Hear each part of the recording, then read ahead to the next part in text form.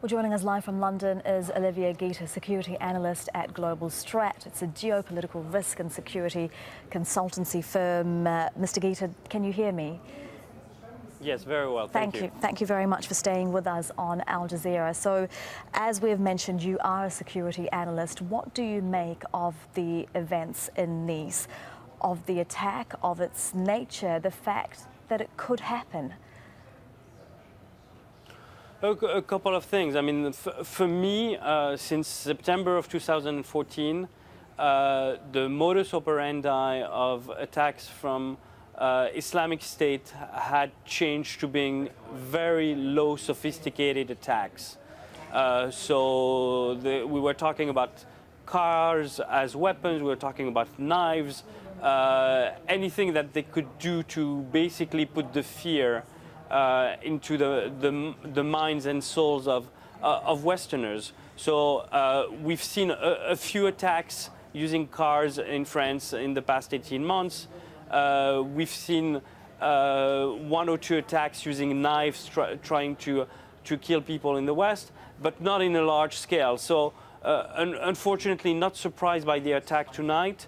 The problem that I have joining one of your commentators is the fact that I think they lowered their guards after the Euro 2016, which should not have happened for a couple of reasons. The cells that we know that may have been involved in potentially targeting Euro 2016 were dismantled in November with the attacks in Paris, but mostly in the Brussels attack.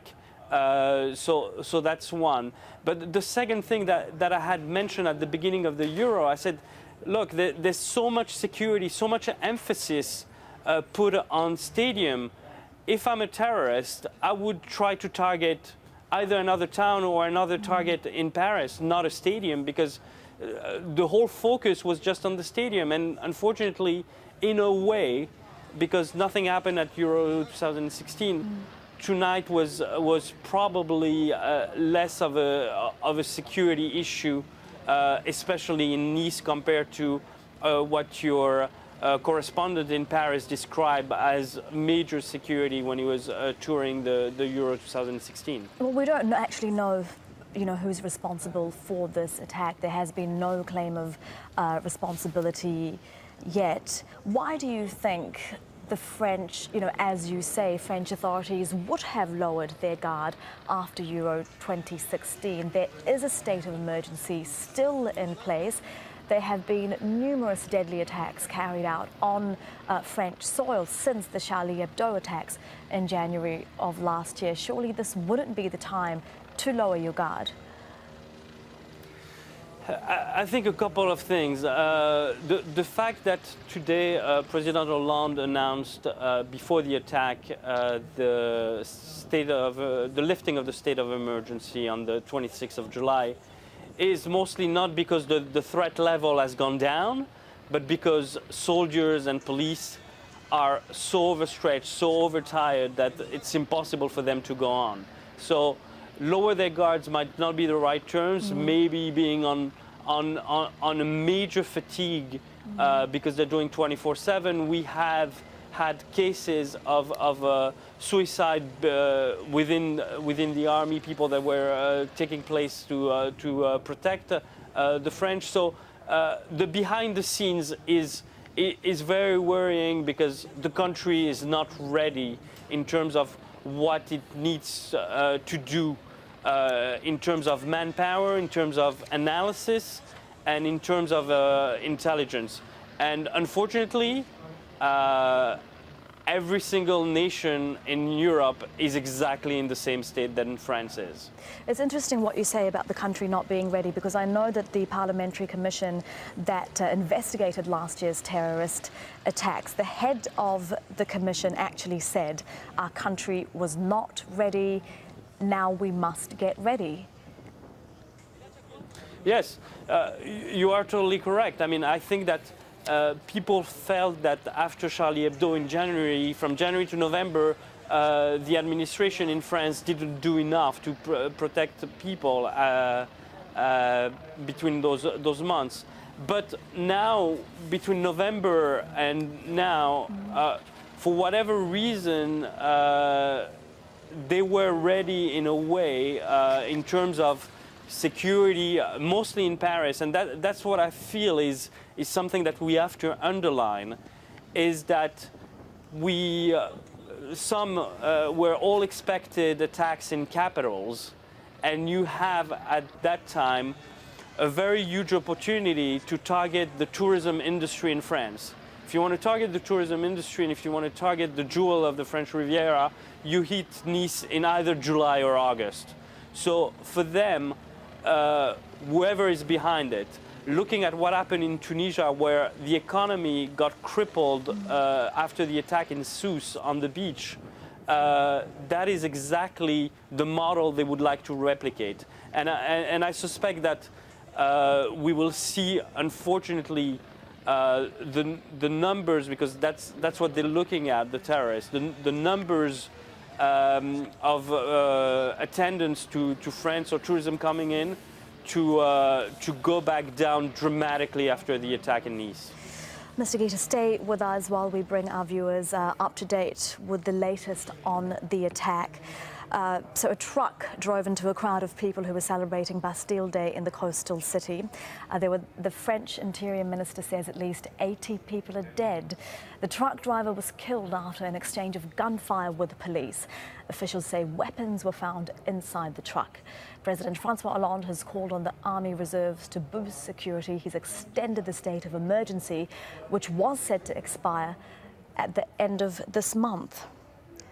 So going back to our guest, security analyst Olivier Guiter, who's in London now. Mr. Guiter, we've spoken a lot about security around this attack, but given the nature of where it took place, is it possible to protect people against, attacks that are just on everyday people doing everyday things almost? No, you are correct. I mean, looking at the past examples that we have around the world, I mean, with the best security, the best intelligence, it's very difficult. And the fact that the French foiled a lot of plots in the past 18 months shows also that in a way you need some luck. And tonight the luck wasn't there. And when you speak to analysts looking at the data that they're looking at in terms of intel and in terms of threats, they're so overwhelmed that they are thankful each day when an attack is not happening, and that's what unfortunately we've been going into. I mean, in the past 18 months, whether people have realized this or not, and I'm really going to be as clear as possible. The threat against the West has been multiplied by 10 at least when it comes to terrorism. I mean, some of the security services and some of the officials that I talked to are even saying that now, from 5 years ago, they have to follow and monitor 100 times more people than just 5 years ago. So you're looking at yes. And why is that? Is that because of the situation that we are seeing, the fight against groups in the Middle East and Iraq and in Syria? Why are we seeing this? Exactly. I mean, that's the main inflection point has been the founding of the Caliphate and the Islamic State, and the sheer number of Westerners going there, from girls, children, and men traveling to Syria and Iraq. And that's really the clincher, because when you look at other waves of fighters going to fight the jihad, whether it's in Bosnia or Afghanistan or the first Iraq, the numbers are a drop in the ocean compared to that last phase, if you will, of the jihad fought in Syria and Iraq. And those people that can come back to the homeland, or some of them remain in the homeland to attack the homeland, are much more sophisticated, much better trained, and have a motivation that didn't exist before. I mean, we never saw in Western Europe, except for the July 7 attacks in London, suicide bombers. I mean, in November, that was the first time we saw a suicide bomber in France, for instance. So the modus operandi has changed. The number of potential terrorists inside our countries have swelled in such a manner that we would need to have 10 times, 20 times, 30 times more security personnel to just thinking about skimming the surface of the threat. Security analyst Olivier Gita joining us from London there. Thank you very much for your analysis. Let's go now to our correspondent.